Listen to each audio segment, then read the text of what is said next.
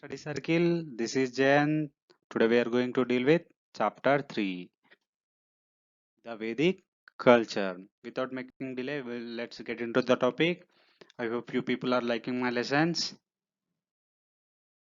In last chapter, we have discussed about the Harappan civilization and causes for the decline of Harappan civilization. I hope you people remembered it. Now let's begin the Vedic culture. The cities of Harappan culture has declined by 1500 BC. Consequently, their economic and administrative symbols slowly declined. So after the declining the Harappan culture by 1500 BC, their economic and administration also declined. Okay, around this period, the speakers of Indo-Aryan language Sanskrit entered the northwestern India from the Indo-Iranian region. So around this time, what happened? The speakers, the people who speaks Indo-Aryan language and Sanskrit language entered to India through northwest side of India. Okay, from Indo-Iranian region. They are from basically from Indo-Aryan region. They came to India through northwest side. Okay. Initially, they would have come in the small number through the passes in the northwestern mountains. Their initial settlements were in the valleys of northwest and plains of Punjab. Okay. Initially, these people used to come in small groups, like few people used to come and stay. Okay. They stayed in northwestern mountains, like their initial settlements, their first settlements were in valleys. Okay, like in Indus Valley and northwestern plains of Punjab. Okay, these people stayed in the Indus valleys and plains of Punjab. Okay, later they moved to Indigo Gangetic plains as they were mainly a cattle keeping people. They were mainly in the search of pasture. By the 6th century BC, they occupied the whole of northern India, which was referred to as Aryavata. So what happened later? They moved to Indigo Gangetic plains. So they started moving towards northeastern side. Okay, so these people are mainly cattle keeping people. These people had a cattle. Okay, uh, just they came for pasture, means grass for those cattle. Okay, they occupied the whole northern India. That's why that place called as Aryavarta. Okay, this spread between the 500 BC and 600 BC may be divided into the early Vedic period or Rig Vedic period 1500 BC to 1000 BC and the latter Vedic period 1100 BC to 600 BC. So this period from 1500 BC to 600 BC, this period is divided into two parts. First one is early Vedic period from 1500 BC to 1000 BC and the latter Vedic period from 1000 BC to 600 BC. Now let's see about Vedic literature. The word Veda is derived from the root Ved, which means to know. In other words, the term Veda signifies superior knowledge. So basically, this Veda is derived from the with a word, and that meaning is to know. Okay, in other words, the term Veda signifies also superior knowledge. Okay, the Vedic literature consists of four Veda: Rig Veda, Yajurveda, Samveda, and Atharva Veda. These four Vedas were very, very important for the prelims as well as some state exams as well. Um, Try to remember these four names: Rig Veda, Yajurveda, Samveda, and Atharva Veda. The Rig Veda is the earliest Vedas of four Vedas and it consists of 1028 hymns. The hymns were sung in the praise of various gods. So in Rig Veda is the first Veda. It is the earliest Vedas of all those four Vedas. Just it has 1028 hymns. Okay, these hymns were sung in the praise of various gods. Okay, the Yajurveda consists of various details of rules to be observed at the time of sacrifice. Okay, then people use it to sacrifice. No, like even now also some people sacrifice to God, right? Some people sacrifice man, some people sacrifice goats and something, right? Like that only. The details of rules to be observed at the time of sacrifice. Okay, uh, those things were in Yajurveda. Now next one is Samveda. Samveda is said to tune for the purpose of chanting during sacrifice. It is called the book of chants and the origin of Indian music are traced in it. So Samveda basically a chanting book. Okay, chanting book is nothing but it had a songs. Okay, that songs were sung during the um, like those people used to worship, right? uh, at that time the people used to sing that songs. Okay. um, from this only the music, like many people used to say that uh, music evolved from this Samveda only.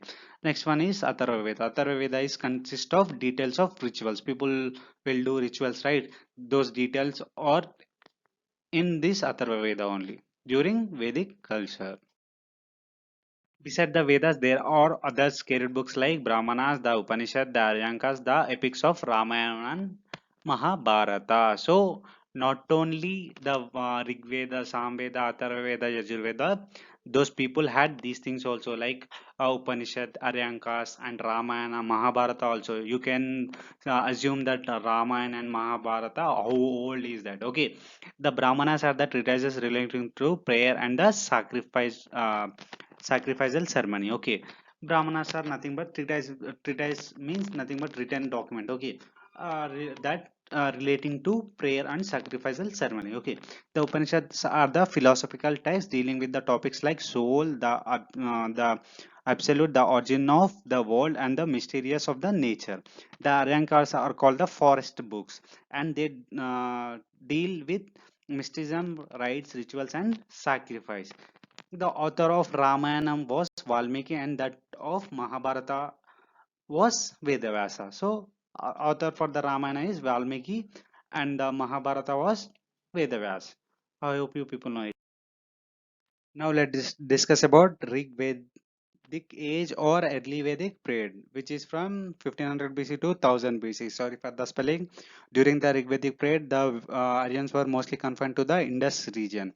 So, in the early Vedic period, this Rig Vedic period, the Aryans were mostly stayed in this Indus region only, this Indus Valley only. Okay, the Rig Veda refers to the Saptasindhu or the land of seven rivers. This include the five rivers of Punjab, namely Jhelum, Chenab, Ravi, Bias, and Satluj, along with the Indus and Saraswati. So, this Indus region has seven rivers in it. That's why it is called as Sapta Sindhu. Those rivers are Jhelum, Chenab, Ravi, Bias, Satluj, along with the Indus and Saraswati. I hope you people know these five first five rivers. Those are Jhelum, Chenab, Ravi, Bias, and Satluj. These are the tributaries of Indus. I hope people know it. Last chapter only I have explained about those rivers. Next point, the political, social, and cultural life of the Rig Vedic people can be traced from the hymns of Rig Veda. So we came to know about the political and social and cultural life of the Vedic people from these hymns of the Rig Veda. Now let's discuss about the political organization of early Vedic period. The basic unit of political organization was Kula. So, or family. They used to call family as Kula. Okay. That is the basic unit of political organization. Okay. The several families joined together on the basis of their kingship to form a village or grama. So they used to call village as grama. Several families used to live together. Okay. The leader of grama was known as Gramini. A group of villages constituted a large unit called Vishu. It is headed by Vishapati. So in this point, the head of the village called as Gramini. Now we have president and sarpanch, right? Then they used to call Gramini. Okay. So, a group of villages constituted a large unit called Vishu. It is headed by Vishapati. So, in this point, like we have now mandals, right? Like many people constitute into one mandal, right? Uh, like that, their mandal was Vishu, that is headed by Vishapati. Okay. The highest political unit was called the Jena or tribe. There were several tribal kingdoms during the Rig Vedic period, such as Bharatas, Mathyas, Yadavas, and Purus.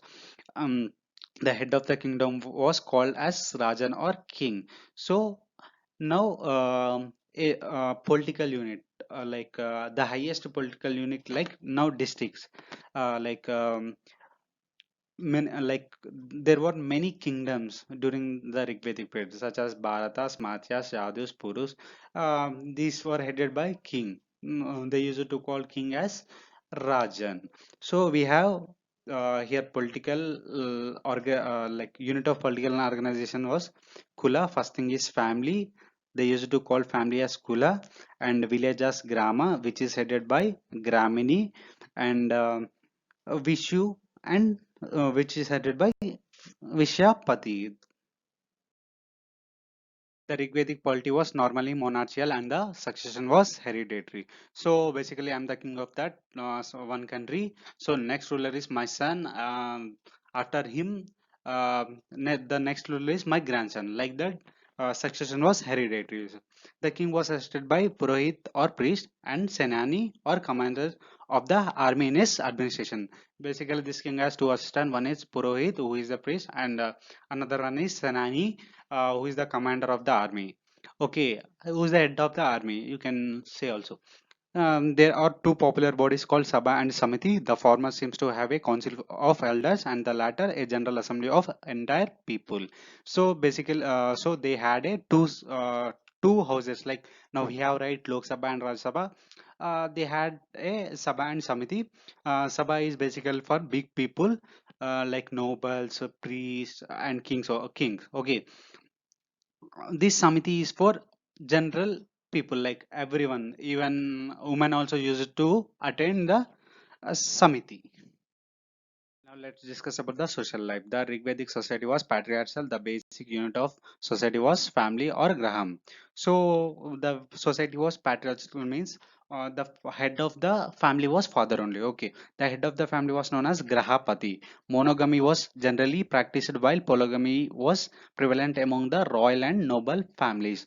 Monogamy is nothing but marrying a one woman. Polygamy is nothing but marrying more than one woman. Okay, so basically this monogamy was generally practiced. Okay, polygamy also practiced in royal and noble families only. Okay, this nobles and these kings only used to marry more than one wife. Okay, normal or common people used to marry only one girl. Okay, the wife took care of household and practiced in all major ceremonies. Women were the given equal opportunities as men of their spiritual and intellectual development.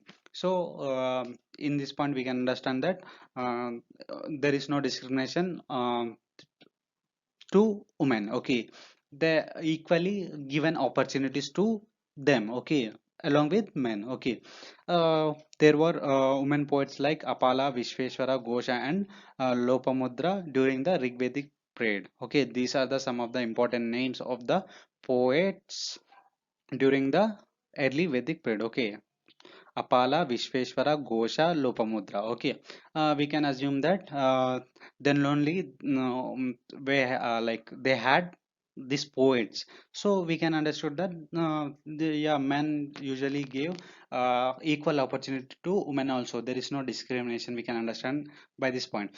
Women could even attend the popular assemblies. So already I have told you one point that women also used to attend Samiti, okay, not Sabha. Sabha is only for big people like nobles and kings, okay.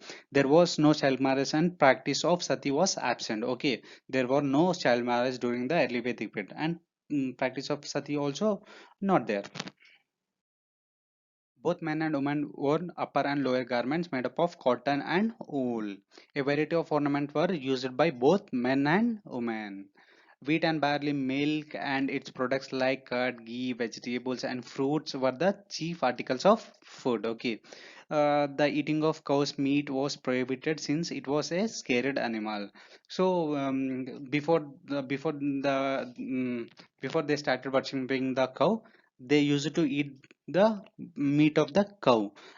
When they started worshipping the cow, they stopped eating the cow meat. Okay, the chariot racing, horse racing, dicing, music, and dance were their favorite pastimes. Okay, the social division were not rigid during the Rigvedic period, as it was in the latter period. Okay, you will see more interesting facts in the latter Vedic period. It will be more interesting. Let's discuss about the economic condition of early Vedic period. The Rig Vedic Aryans were pastoral people and their main occupation was cattle rearing. Their wealth was estimated in the terms of cattle. Okay, so these people had a cattle, so they used to rear this only, and their wealth was estimated in the terms of their cattle. Like I have 100 cows, you have only 50 cows, so I'm the rich. Okay, like that they used to estimate their wealth. Okay, when people permanently settled in the northern India, they began to practice agriculture with the knowledge and the use of iron. They were able to clean the forest and bring more lands under the cultivation. So when they permanently settled in the northern India, they tried agriculture also. They started cultivating lands. Okay, with the knowledge and the use of iron also. Use of iron that helped them to clear the forest, and many lands came under to cultivated land. Okay, so carpentry was another important profession, and the availability of wood from the forest cleared made the profession profitable. Carpenters produced chariots and plows. So another profession was carpentry. Okay, these carpenters used to produce chariots and plows. Okay, workers in the metal made a variety of articles with copper, bronze, and iron. Okay, spinning was another important occupation, and cotton and woolen fabrics were made.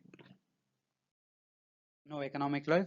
Goldsmiths were active in the making ornaments. Okay, the potter made various kinds of vessels for domestic use, like to cook for food and to store grains. Okay, trade was another important economic activity, and river served as an important means of transport.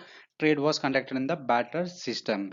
Okay, uh, trade also one of the important economic activity during the early Vedic period. So their transport usually were done in rivers only. Trade was conducted in the barter system. Already I have told about the barter system. What is barter system? If you don't watch the previous lesson, you won't be understanding about the barter system. If you know it, it's okay. In the latter times, the gold coins called nishaka were used as a media of exchange in large transactions. Okay, one of the important point here that nishaka, you should remember, it might be asked in prelims perspective. So gold coins were issued. Okay, that is called as nishaka. It is acted as like now we have money, right? So during that early Vedic period, this Nisaka was a coin. Okay, it is used as media of exchange. Now, religion. The Rigvedic Aryans worshipped the natural forces like earth, fire, wind, rain, and thunder. They professionified these natural forces into many gods or worshipped them. Okay, these people used to worship natural gods only like fire, wind, rain, and thunder. The important Rigvedic gods were Prithvi, called earth, Agni called fire, Vayu called wind, Varna called rain, and Indra called thunder. Okay, already in first point we have seen that they used to worship only natural forces like here earth, fire, wind, rain, and thunder only. Indra was the most popular among them during the early Vedic period. The next in the importance to Indra was Agni, who was regarded as the intermediate between God and people. Okay, among that four gods, Prithvi, Agni, Vayu, Varna, and Indra. Uh, Indra was considered as the most popular one. Okay, Indra was most popular god. Who is which is Thunder? Okay, next to Indra, Agni was regarded as intermediate between gods and people. Okay, Varna was supposed to be the upholder of natural order. There were also female gods like Aditi and Ushas. These are also some of the important names, important god names. Okay, you should remember. So were no temples and no idol worship during the early Vedic period. So in the early Vedic period, there is no temples and idol worship. Okay, prayers were offered to the gods in the expectations of reward. Ghee, milk, grain were given as offering. So so I have a cattle. Okay, I have a cattle. Like I use it to offer uh, to a gods. Then those people used to worship only natural gods, right? So like I have a cattle, it gives 100 liters of milk. I will use to worship like this, like oh God, please give me like 110 liters. I will give 2 liters to you, like that. They will use to pour that 2 liters to that natural god. Okay, elaborate rituals are followed during the worship. Okay, um, this is the last slide of this lecture. The next latter Vedic period will be more interesting. I hope you people are liking my lessons. Thanks for watching the lesson. We will meet in the next lecture. Bye bye.